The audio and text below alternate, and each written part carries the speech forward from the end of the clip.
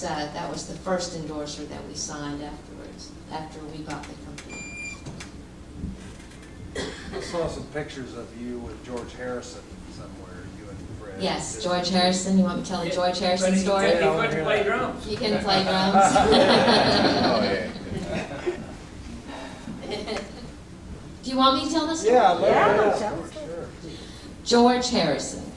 Well, first of all, I met him when I was 14 years old the first time, and I lived in England, and I went to a Beatles concert before they came to the United States. And really, I was always into music. So when we bought the Gretsch company back, he had done the Cloud 9 album with the Gretsch guitar.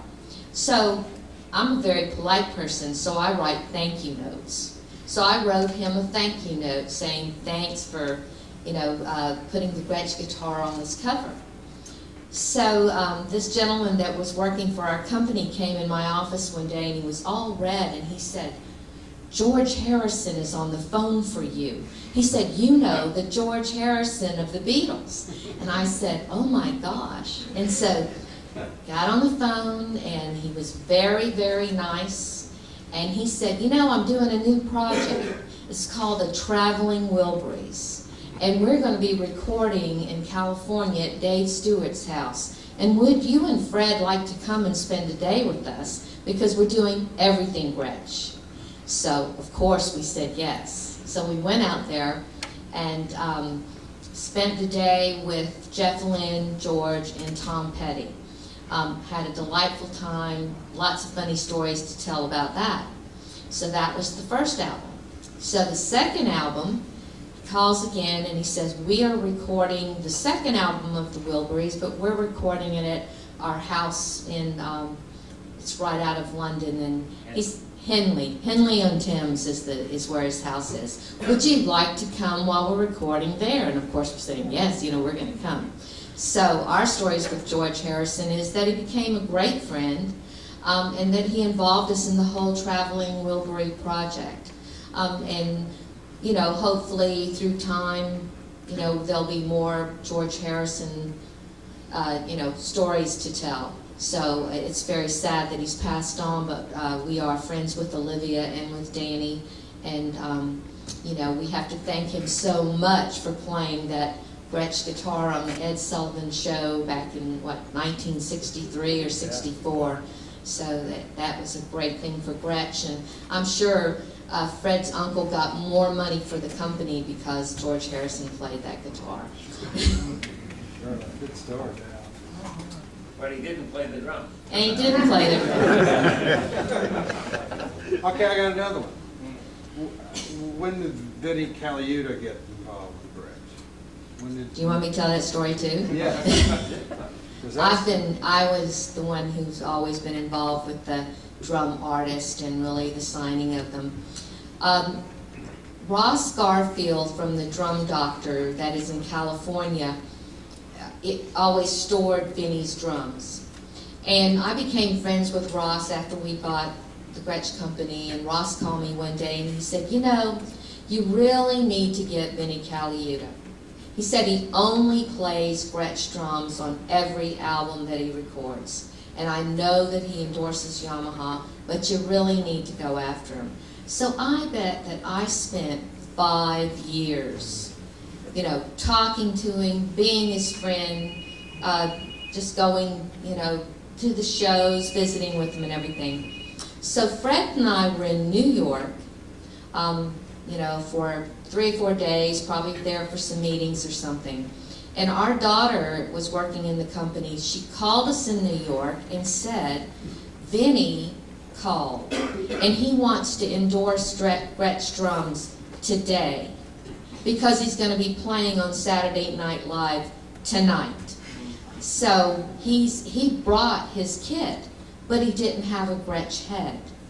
So he was in New York, and we were staying at hotels like 2 blocks apart. So we got him on his cell phone, and he met Fred on the corner of this deli that we always went to.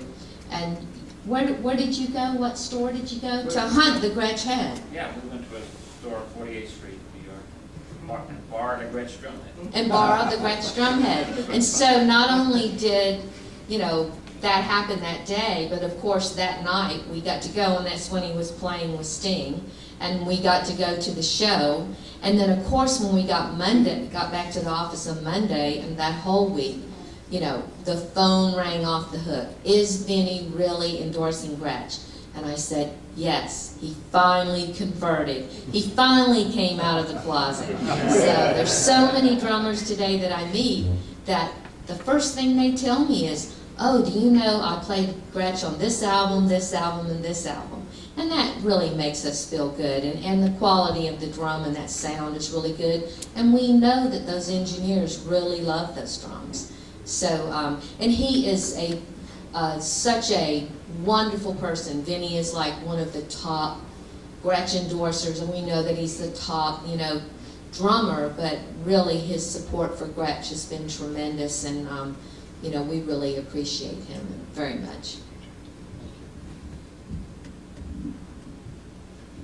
We want to tell you a little more about the 125th anniversary, and we're here because of the 125th anniversary, and we really enjoy meeting and hearing about your experience with our products, and we learn a lot from you in the process, and we've got about 20 of these meet and greets happening through the years. Through the year, final one is on November 20th in New York City, and we're doing a Gretsch concert that night. And first of next month, the next Gretsch Greats Unsigned Band competition happens, and if you've got some original music and you'd like to compete, you can upload your MP3 starting the first of next month, and you can find all the information on Gretsch125th.com. And the winner gets to play at the show in New York City with all the Gretsch greats we can get on the stage at one time. So hope to check that out. What is it about Gretsch, in your opinion, that sets it apart from the rest of the competition? And what is it in the future about Gretsch that you plan to do to stay on top of the competition? Well, we think that in life and in music, continuity counts. So the recipe that we're using to make drums today that we perfected 50 years ago is something we're very faithful to, and keeping that same recipe is our commitment. And so we think that's going to keep the sound dialed in. And the great partnership that we have with the Command Company lets us offer a wider variety of products and gives us a wonderful international market. It's interesting as we see the value of the dollar changing and all of this international business changes and economy and the politics and all the rest of that. Gretsch drums worldwide are more and more popular all the time. And it's really a good thing for Gretsch because we don't rely solely on the U.S. market, which may have its ups and downs, and the international market may have its ups and downs.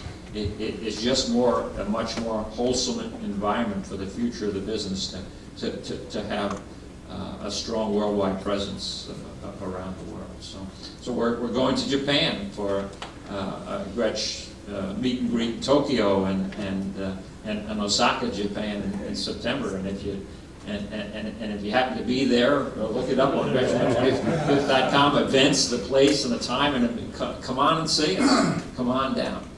The event in Germany. Right. We already had an event in Germany, which was the international fair in February, so which was really good.